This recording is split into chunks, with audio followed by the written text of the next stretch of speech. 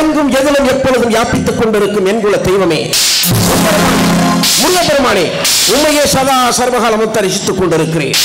ஆகையால் உண்மை தரிசித்து விட்டு பிறகு காரண காரியத்தை ஆரம்பிக்கிறேன். நல்ல மனம் உண்டா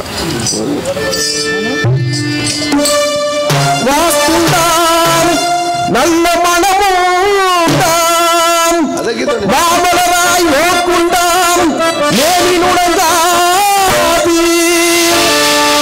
கொண்டு துப்பா திருமேனி தும்பிக்கையான் பாதம் தப்பாமல் தாழ்வான் தமக்கே வாக்குதல் வாக்குதல்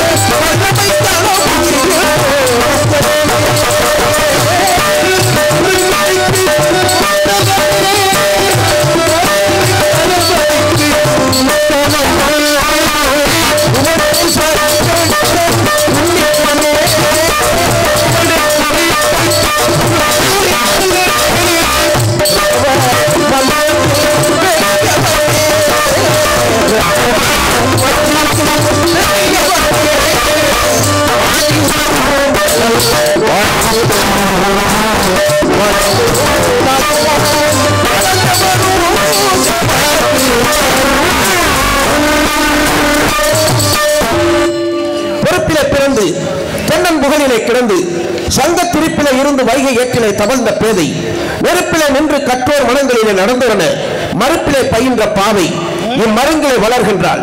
இச்செம்மொழியாம் செந்தமிழுக்கு சிறப்பாயிரம் பாடி வைத்த ஆண்டோர்களுக்கும் சான்றோர்களுக்கும் பாவலர்களுக்கும் நாவலர்களுக்கும் புலவர்களுக்கும் புறவலர்களுக்கும் கவிஞர்களுக்கும் இங்கு சபை முன் அமர்ந்திருக்கும் பெரியோர்களுக்கும் தாய்மார்களுக்கும் முதற்கு நன்றி கலந்த வணக்கத்தை சமர்ப்பணம் செய்து கொண்டு தூத்துக்குடி மாவட்டம் எட்டயபுரத்தைச் சேர்ந்த வேதாச்சலம் பிள்ளை அவர்களுக்கும் வரலட்சுமி அம்மையார் அவர்களுக்கும் இந்த முத்துக்குமாரப்ப பிள்ளையாகிய நான் செல்ல பிள்ளையாக பிறந்து கல்வி அறிவை கற்றறிந்த நேரத்தில் மதுரை நாயக்கர் மன்னர் அரண்மனையிலே என்னை ஒப்பந்த அடிப்படையில் பணியமர்த்தி என் பணியை மேற்கொண்டு என் பணியானது தொகைவுற்று எனது சொந்த ஊருக்கு திரும்பும் சமயத்திலே பணியினுடைய திறமையையும் சக பணியாளர்களுடன் பேசிய பேச்சு திறத்தையும் அறிந்த நாயக்கர் மன்னர் அவர்கள் மீண்டும் அந்த அரண்மனையிலே நிரந்தர பணி மேற்கொள்ள வேண்டும் என்று கேட்டுக்கொண்டார்கள்.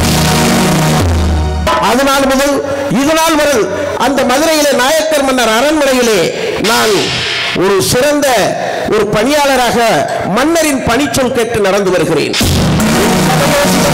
சாதுரியம், நினைவாற்றல், பேச்சு திறமை, செயலாற்றலை அறிந்த நாயக்கர் மன்னர் அவர்கள் என்னை அவையில் ஒரு அங்கமாக நியமித்து அரசு நிர்வாகத்திலும் அரசியல் ஆலோசனை காரியத்திலும் இடம்பெற்று இப்படியாக மன்னரின் ஒரு அந்தரங்க காரியதரிசியாக சிறப்பித்து வந்த நேரத்திலே ராமநாதபுரம் சமஸ்தானத்திலே விழும் அரசியல் வியூக முழுச்சுக்களை அவிழ்க்கும் சிறப்பு பணி கருதி ஒரு சிறப்பு விருந்தினராக ராமநாதபுரம் சென்று வந்த நேரத்திலே பெரும் மதிப்பிற்கு மரியாதைக்கு உரிய மாமன்னர் ரெங்கநாத சேதுபதி அவர்களுடைய நன்மதிப்பையும் பெற்று வந்தேன். அவர்கள் என் மீது மிகுந்த பற்றும் பாசமும் வைத்திருந்தார்கள்.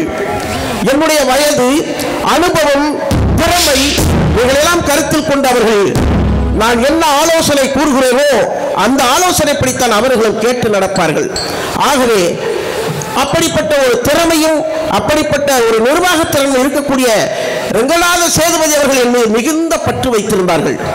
அப்படிப்பட்ட ஒரு காலகட்டத்திலே தஞ்சை ஆண்ட சரபோசி மன்னன் மதுரை ஆண்ட அப்பொழுது ஆண்ட முத்துகிருஷ்ணப்பா மன்னரை எதிர்த்து படையெடுத்து வருவதை அறிந்த நாயக்கர் மன்னர்கள் இந்த போரிலிருந்து நாம் வெற்றி பெறுவதற்கு போதுமான படைபலங்கள் இல்லையே என்று திகைத்து நின்று என்னுடைய உதவி நாடி வந்தார்கள். அப்பொழுது இந்த முத்துக்குமாரப்ப பிள்ளையாகிய நான் பெருமதிப்பிற்கு மரியாதைக்குரிய மாமன்னர் ரெங்கநாத சேதுபதி அவர்களுடைய உதவியை நாடினேன். அவர்கள் முதலாம் தலைமை தளபதி தடியத்தேவன் படைகளை அனுப்பி சரபோசி மன்னரோடு போரிட்டு பிள்ளையில் அடிபட இந்த போரிலிருந்து வெற்றி பெற்றதற்கு நன்றி கடனுக்காக நாயக்கர் மன்னர் அவர்கள் பொன்னையும் பொருளையும் அன்பு பரிசாக மாமன்னர் ரெங்கநாத சேதுபதி அவர்களுக்கு அளித்தார்கள். அது மட்டுமல்லாது என்னையும் அந்த ராமநாதபுரம் அவைக்கு சீதனமாக கொடுத்தார்கள். அந்த ராமநாதபுரம் அவையிலே நான் ஒரு முதன்மை மந்திரியாக இடம்பெற்று அதனால் முதல் இது நாள் வரை என் பணியினை சீரோடும் சிறப்போடும் செவ்வனே செய்து வந்து கொண்டிருக்கிறேன். ஆக அப்படிப்பட்ட ஒரு காலகட்டத்திலே ராமநாதபுரம் சமஸ்தானத்திலே கஜானாவிலே நகைகள் களவு போய்விட்டன. அந்த நகைகள் யார் எடுத்திருப்பார் என்கிற ஒரு சந்தேகம் ஒரு வழித்திருக்கிற மாமன்னர் ரெங்கநாத சேதுபதி அவர்களுக்கு. அங்கு இருக்கக்கூடிய சந்தேகத்திற்கு உட்பட்ட பல நபர்களை பிடித்து விசாரிக்கின்ற பொழுது போதுமான தடயங்கள் ஏதும் கிடைக்கப்பெறவில்லை. இருந்தாலும் அவர்களுக்கு கோபம். ஒரு மதிப்பிற்குரிய மாமன்னர் ரெங்கநாத சேதுபதி அவர்களுடைய குலதெய்வம் சிவகங்கை மாவட்டத்திலே பாகனேரி பகுதியில் இருக்கக்கூடிய பிள்ளையாத்தா கோவிலிலே இந்த சந்தேகத்துக்கு உட்பட்ட நபர்களை அழைத்துக் கொண்டு போய் சத்தியம் பெறும் பொறுப்பை என்னிடத்தில் ஒப்படைத்து அந்த கைதிகளை பத்திரமாக பாதுகாப்பாக அழைத்துக் கொண்டு வரக்கூடிய பொறுப்பை இரண்டாம் தலைமை தளபதி சங்கிலித்தேவன் அவர்களிடத்தில் ஒப்படைத்து பாகனேரி வந்து கொண்டிருந்தோம். 2 தினங்களுக்கு முன்னதாகவே நான் பாகனேரியை வந்து அடைந்து விட்டேன். ஆனால் நேற்று காலையில் காளையார் கோவிலை கடந்து விட்டதாக கைதிகளை அழைத்துக் கொண்டு சங்கிலித்தேவன் வந்துவிட்டதாக நான் கேள்விப்பட்டேன். ஆனால் இன்னமும் வரவில்லை. என்ன காரணம் என்றும் புரியவில்லை.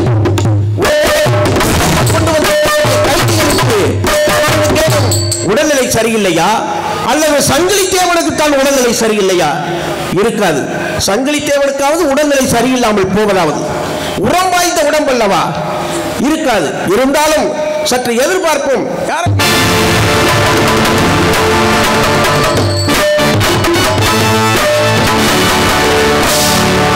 சங்கிலி தேவர் அவர்களே, வருக வருக. ஏன் தாங்கள் வருகின்ற வேலையில முகத்தில் ஏதோ ஒரு வாட்டம் தெரிகிறது? என்ன காரணம்? வறுமணியில் என்ன நேர்ந்தது? எங்கே அழைத்துக் கொண்டு வந்திருக்கக்கூடிய கைதிகள் எங்கே? எதற்காக இப்படி தாமதத்தோடு வருகிறீர்? முகத்தில் ஒரு சோகம் தெரிகிறது. என்ன காரணம் கூறுங்கள்.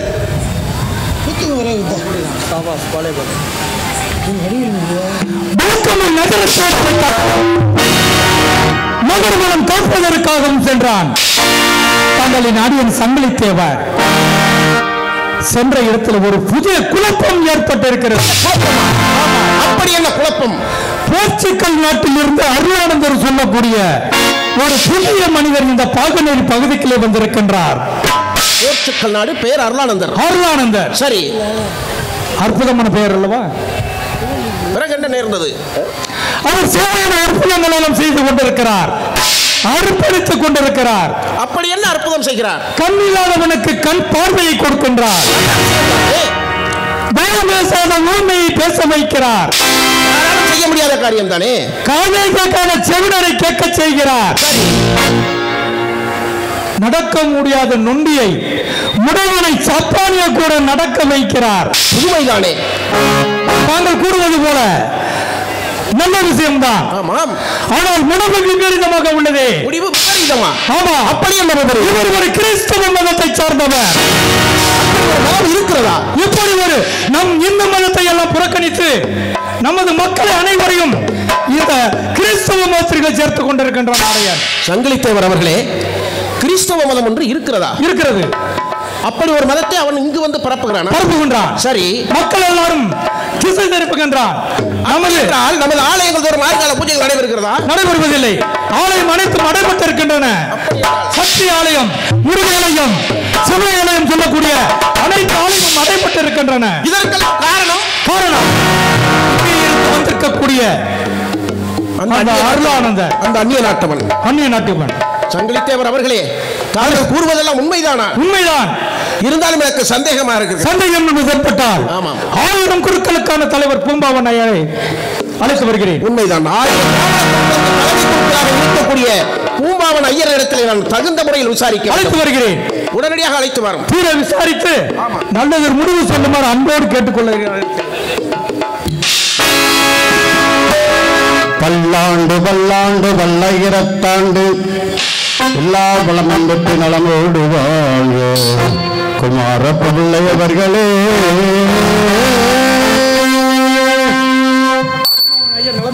வருக வருக பூம்பாவன் ஐயர் அவர்களே, வருக வருக. 4 வேதம், 6 சாஸ்திரம், 18 புராணம், 32 தர்மம், 64 கலைஞானம், 96 தத்துவ இவைகளெல்லாம் நன்கே தாங்கள் கற்றுணர்ந்தவர். வேத விற்பனர். ஆயர்களை 64 கற்றுணர்ந்த தாங்கள். சங்கிலி தேவன் சொல்வதெல்லாம் உண்மைதானா? 1000 பிராமணர்கள் அத்தனை பேருமே பசியும் பட்டினால் வாடுகிறார்கள். பசியும் பட்டினியாக வாழ்கிறார்கள். இதுக்கெல்லாம் காரணம் எல்லாம் தெரிவித்திருப்பாரே சங்கிலி தேவர். அவர் சொல்ற அத்தனை உண்மை. அப்படி என்றால் செய்ய வேண்டும். அது முறையை கிளிய வேண்டும் அல்லது நாட்டை விட்டு விரட்ட வேண்டும், அறவே ஒழித்து கட்ட வேண்டும். மறுத்தால் இந்த மண்ணிலே அவன் மடிய வேண்டும்.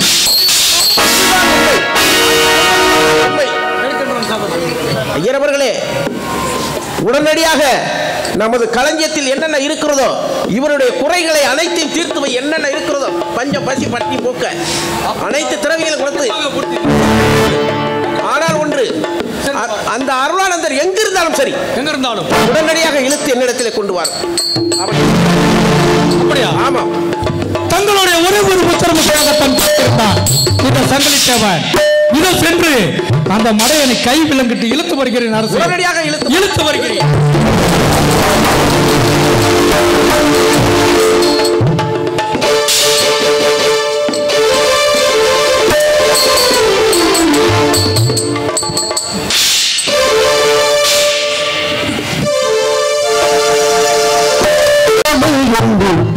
நீ என்னிடம் சொல்ல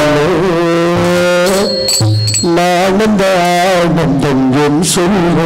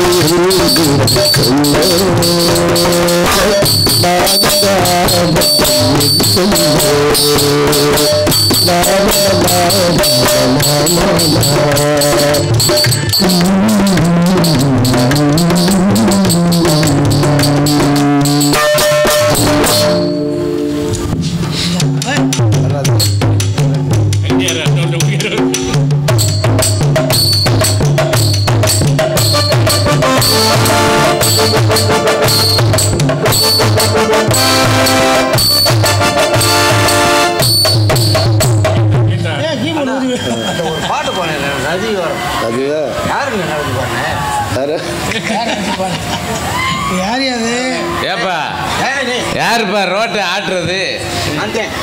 நீ தான் ஆட்டினியோ? வண்டி ஆட்டுனது யாரு? ரோட்டை ஆட்டாதியப்பா. மேற்கொண்ட ரோடு அசைஞ்சு போயிடும். இது என்னன்னு கேட்கலையே. இது என்னது குடிக்கிறீங்க?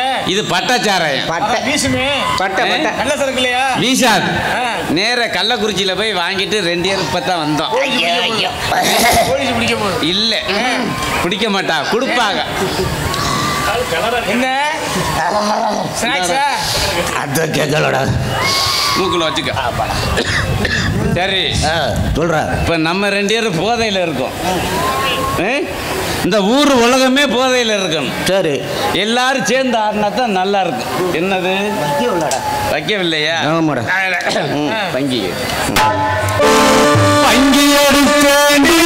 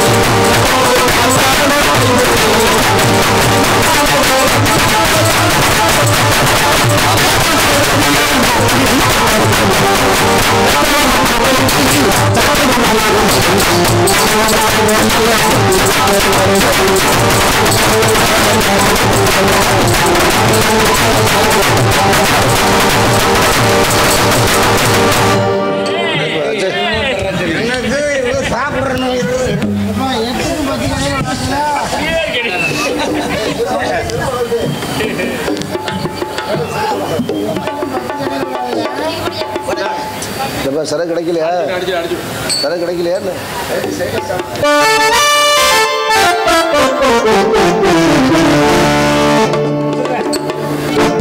இடம் பொருள் ஏவல் இருக்கு.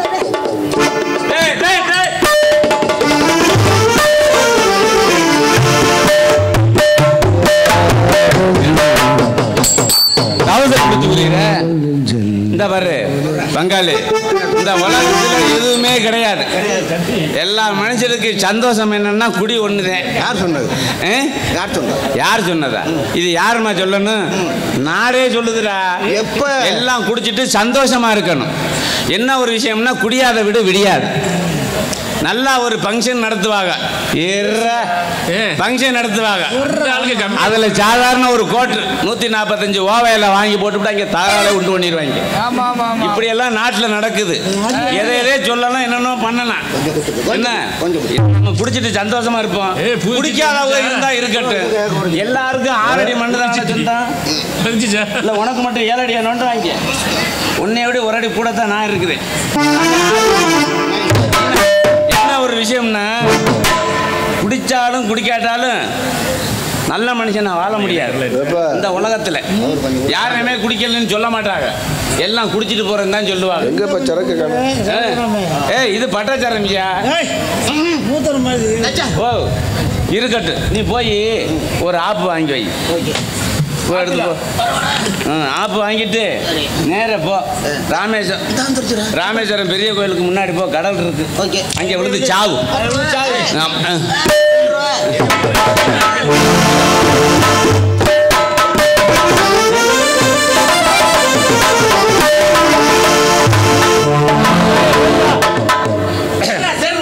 ஆமா,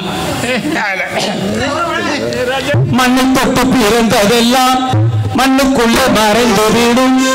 என்னை தொட்டு மனதும் நினைவு மறையவில்லையடி.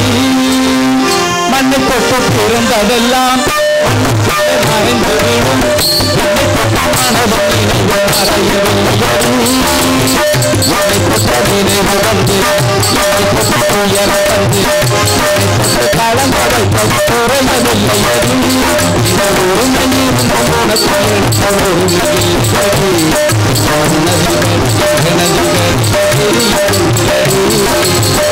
என்னுடைய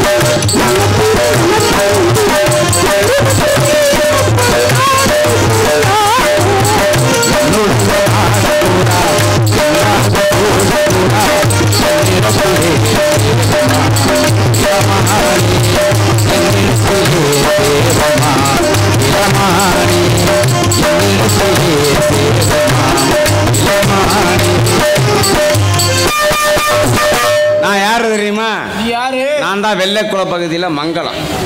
ஆமா, ஆமா. யாமுடு சொத்து எம்பிட்டு தெரியுமா? அம்புடு சொத்து. ஆமா, எல்லா இடத்துலையும் பேர் மாதிரி பண்ண முடியாது, பணம் கூடாது. அம்புடு சொத்து. சரி, ஏன் பொண்டாட்டி போட்டு நகை எப்படி தெரியுமா? அம்புட்டு நகை. ஆமா, சரி. எல்லாத்தையுமே பாம்பன் பாலத்தில் பிராந்தி கடையில் அடவு வச்சுட்டேன். அப்படி சொல்லுங்க. ஆமா, என்ன ஒரு விஷயம்னா, இந்த மண்ணில் வந்து அப்துல் கலாம் பிறந்திருக்காரு. அப்படி சொல்லுங்க. அவர் பிறந்த மண்ணு, அதனால இங்க பிராந்தி கடை எதுவுமே இல்லை. அந்த ஒரு கடை மட்டும்தான். அங்கேயே வச்சுட்டு தான் குடிச்சிட்டு நான் சந்தோஷமா வாழ்ந்துட்டு இருக்கேன். என் சந்தோஷம் தான் முக்கியம். ஆமா, எனக்கு குடி, எனக்கு சந்தோஷம். ஒரு மனுஷனுக்கு ஒவ்வொருத்தர் சந்தோஷம் இருக்கும். அது மாதிரி நீ மசக்காளி சந்தோஷமா இருக்கிற, சரி, நான் குடியில சந்தோஷமா இருக்கேன், சித்தியில சந்தோஷமா போச்சு. அதனால என்ன யாரும் எதுவும் பண்ண முடியாது. அப்படியா? ஆமா.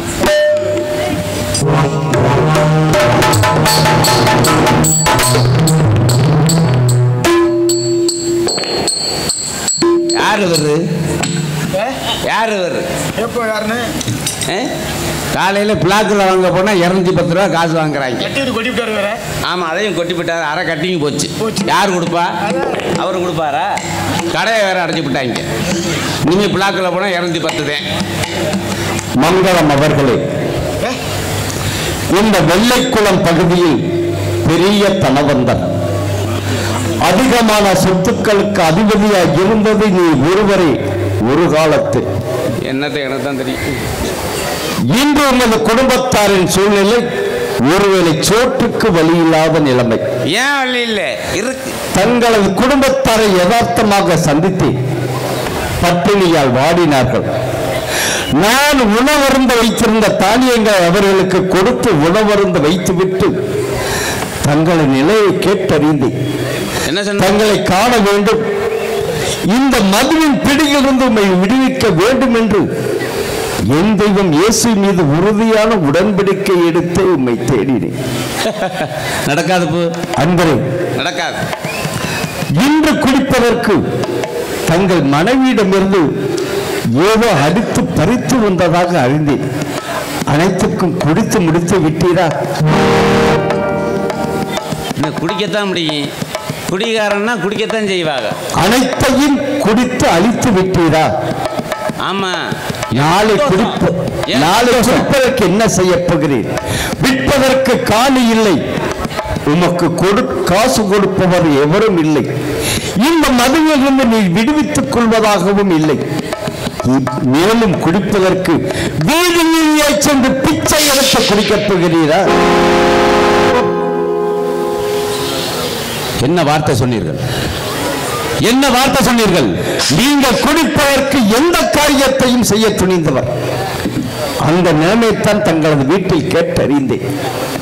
குடிப்பதற்காக அனைத்து நிலங்கள் சொத்துக்களை வித்திருக்கிறீர்கள். வீட்டில் இருந்த பாத்திரத்தை வித்திருக்கிறீர்கள். கடைசியாக மனைவி அணிந்திருந்த ஏதோ நகையை அடித்து பறித்து வந்தாக அறிந்தேன்.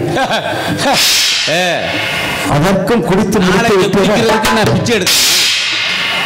நான் எதுக்கு பிச்சை எடுக்கணும்? பிறகு எப்படி குடிக்கப் போகிறீர்? ஒரு மனிதனுக்கு கல்யாணம் எதுக்கு பண்ணி வைக்கிறாங்க? அனைத்தையும் வித்து குடித்தேன். என் மனைவி தாலியை குடுறீன்னு கேட்டேன். அவ கழட்டி கொடுத்தா, வாங்கிட்டு வந்தேன். நான் அடிக்கலை, துன்புறுத்தலை. இந்த இருக்கு என் பொண்டாட்டி. நீங்கள் மாற்றி பேசுகிறீர்கள். நான் கேட்டிருந்து அடித்து பறித்து வந்ததாகத்தான் அறிந்தேன்.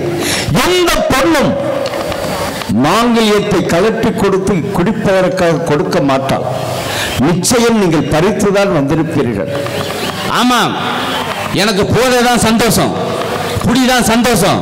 குடினால அனைத்து சொத்துக்களை எல்லாத்தையும் அழித்து முடிச்சு விட்டேன். கடைசியில் என் பொண்டாட்டி தாலி. நாளை குடிக்கிறது இதை வாங்கிட்டு வந்தேன். அதை கொடுங்கள் பார்க்கலாம். கொண்டு போய் மங்களம் அவர்களே, இந்த மாங்கல்யத்தின் மகத்துவத்தை நீ அறிவீரா? அது பிராந்தி கடைக்காரன்னு தெரியும், எனக்கு தெரியாது. எங்கோ இருக்கும் பெண்ணுக்கும் எங்கோ இருக்கும் ஆணுக்கும் குடும்பம் ஒரு கோவிலாக அமைய இணைப்பு பாலமாக உருவாக்கப்பட்டதுதான் இந்த மாங்கல்யம். இதுல பாலம் போட்டிருக்காங்களா? எனக்கு தெரியாது. இந்த மாங்கல்யத்தை தான் உமது மத ஆச்சாரப்படி அம்மிமிகத்த அருந்ததி பார்த்து அக்கினி சாட்சியாய் வாழ்க்கை ஒப்பந்தத்தை உறுதி செய்தீர்கள். அப்படி அபரிமிதமான மதிப்பிற்குரிய அந்த மாங்கல்யத்தை அற்பத்தனமான குடிப்பதற்கு பறித்து வந்திருக்கிறீர்கள். தங்களை எந்த சூழலையும் மாற்ற முடியாது. உங்களை மாற்ற வேண்டும், நல்லவர் குடும்பமாக உண்மை உருவாக்க வேண்டும் என்று எண்ணினேன். நிச்சயம் அது முடியாது. ஆனால் ஒரே ஒரு விஷயம் நண்பரே, தாங்கள் பறித்து வந்தபடியே குடித்து விடுங்கள், அழித்து விடுங்கள். நான் கேட்கின்ற ஒரே ஒரு கேள்விக்கு மட்டும் பதில் சொல்லிவிட்டு இந்த இடத்தை விட்டு செல்லுங்கள், போதும். ஒரே ஒரு கேள்வி தானே, கேளுங்க. நான் போடும். இன்று குடிப்பதற்கு தங்கள் மனைவி அணிந்திருந்த மாங்கல்யத்தை பறித்து வந்து குடிக்க துணிந்தீரே, இதுவும் அழிந்த பின் மீண்டும் குடிப்பதற்கு இந்த மாங்கல்யத்தை சுமந்து தங்களது மனைவியாக வாழ்ந்து வந்தவளை அவளையும் விற்றுவிட்டு குடித்தீரா? நிறுத்துங்கள், நிறுத்துங்கள். என்ன வார்த்தை சொன்னீர்கள்? நான் ஒன்றும் தப்பாக சொல்லவில்லை. மனைவியின் ஆதாரம் தானையா மாங்கல்யம். அந்த மாங்கல்யத்தை நீ அவளுக்கு அணிவித்தனால்தான் உனக்கு மனைவி ஆனால், வாழ்க்கை துணைவி ஆனால். அதையே நீ நிற்க துணிந்த நீ அந்த மனைவி விட்டு விட்டு குடிப்பவர்கள் போதும். ஒரே வார்த்தையில் என்னை கொண்டு விட்டீர்கள்.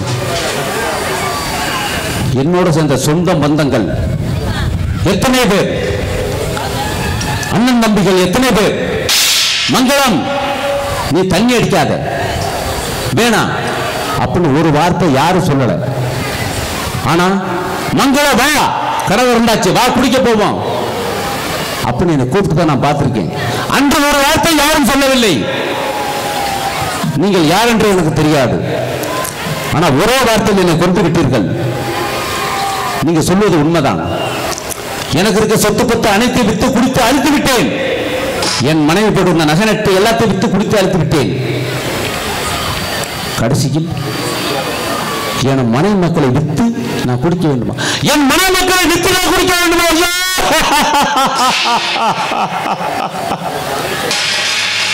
மங்களம் அவர்களே, தாங்கள் எவ்வளவு மதுவுக்கு அடிமையாக இருந்தாலும் மனைவி மக்கள் மீது அளவற்ற அன்பு வைத்திருக்கிறேன் என்பதை நான் உணர்ந்து கொண்டேன். ஐயா, மனைவி என்றால் என் தெய்வம். ஒரு கணவன் மூலமாக இருக்கிறார். மனைவிதான் கணவனை பார்த்துக் கொள்ள வேண்டும். ஒரு குடும்பத்தில் மனைவி என்பவள் இல்லை என்றால் குடும்பமே இல்லை. ஐயா, என் மனைவி இருக்க சந்தோஷத்தில் நான் குடிச்சு குடிச்சு அழித்து விட்டேன் எல்லாத்தையும். நான் என்ன செய்ய வேண்டும்? அன்பரே, என் தெய்வம் இயேசு என்னில் இருந்து வழி நடத்துகிறார் என்பதற்கு தகுந்த ஆதாரத்தை கண்டுவிட்டு மங்களம் அவர்களை உன்னோடு சேர்ந்து குடித்து உமது நிலையை மாற்றி உம்மை தூற்றிய இந்த உலகம் உம்மை போற்றக்கூடிய வழிவகை செய்ய நான் தயாராக இருக்கிறேன். என் சொல் கேட்டால் அந்த அற்புதமான காரியத்தை நிறைவேற்ற சித்தமாய் இருக்கிறேன். நான் என்ன செய்ய வேண்டும்? இதோ பாருங்கள் சிலுவை. இந்த சிலுவையானது ஒரு காலத்தில் அவமான சின்னம், கல்வர்களுக்கு மரண தண்டனை கொடுக்கக்கூடிய அவமான சின்னம். என்று இயேசு இந்த சிலுவையில் மரித்தாரோ அன்றே இந்த சிலுவை மரணம் தடைபட்டது. இந்த பாவ சிலுவைக்கு பாவ விமோச்சனம் கொடுத்தது நம் ஆண்டவர் இயேசுதான். அவரே இந்த சிலுவையின் நாயகனாகிறார். ஆகவே இயேசுவின் பெயரையே தங்களுக்கு சிலுவை நாயகம் என்று பெயரிட்டு உமக்கு திருமுழுக்கு அளிக்க நான் சித்தமாய் இருக்கிறேன். என் வற்புறுத்தலாய் கருதாமல் தங்களது உளமாற ஏற்றுக்கொண்டால் அந்த அரும்பெரும் அற்புத காரியத்தை செய்ய சித்தமாய் இருக்கிறேன். அன்பரே, சாமி, நான் பிடிச்சு என் உடம்பெல்லாம் ரத்தம் ஓடுதோ இல்லையோ, நரம்பெல்லாம் பிராந்தி தான் ஓடுது. அப்படி என்றால் நான் முழுமையாக மறந்து விடுவேனா? நிச்சயமாக. அப்படி என்றால் உங்க சொல்படி கேட்கிறேன் சாமி. அன்பரே, தங்களை விருப்பப்படியே பிதாசுதன் பரிசுத்த ஆவியின் பெயரால் உனக்கு சிலுவை நாயகம் என்று பெயரிட்டு உண்மை கழுவுகிறேன். அப்படியாக தான்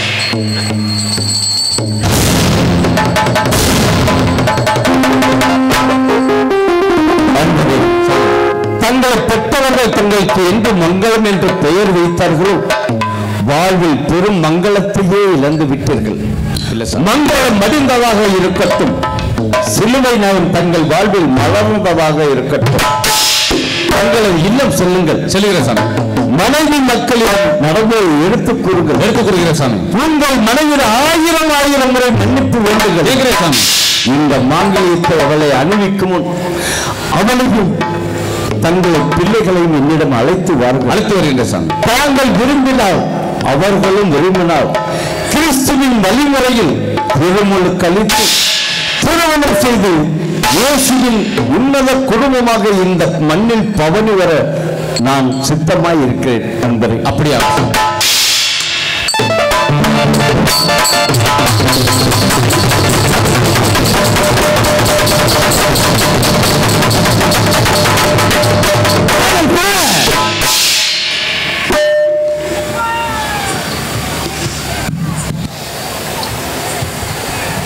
சுவாமி அருளானந்தர் சேச சபை.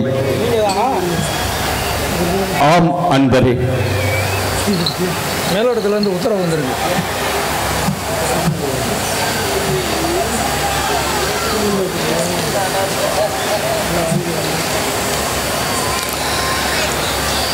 பாகனேரி பகுதியில் முகாமிட்டிருக்கும் சிவகங்கை அவையின் மாமந்திரி குமாரப்பத்தில் இவர்கள் என்னை கைது செய்து அழைத்து வருமாறு ஆணை பிறப்பித்திருக்கிறார்கள். என்னை கைது செய்ய வேண்டிய காரணம் பரவாயில்லை என்பதை தங்களை எஜமானர் கொடுத்த ஆணையை நிறைவேற்றுங்கள். காரணத்தை நான் அவரிடமே தெரிந்து கொள்கிறேன்.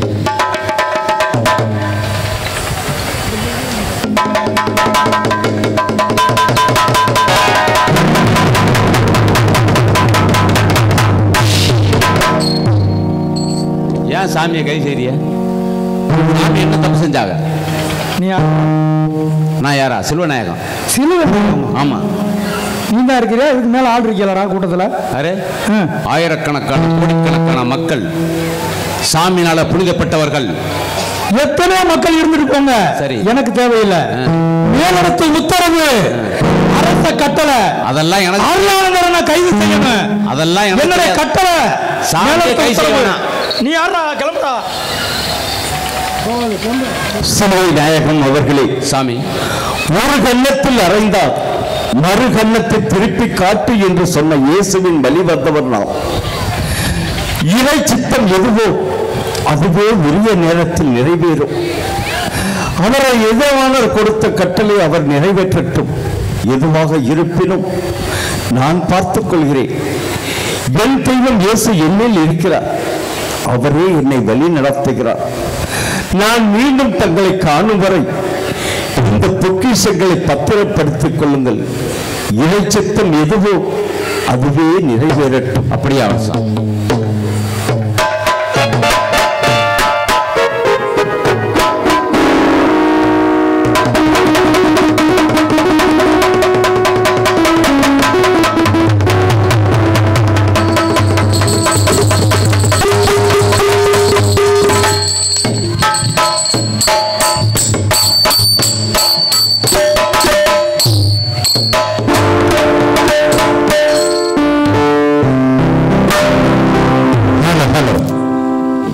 நாடகத்தை மிக அமைதியோடு அழகாக கண்டு இழைத்துக் கொண்டிருக்கிறீர்கள்.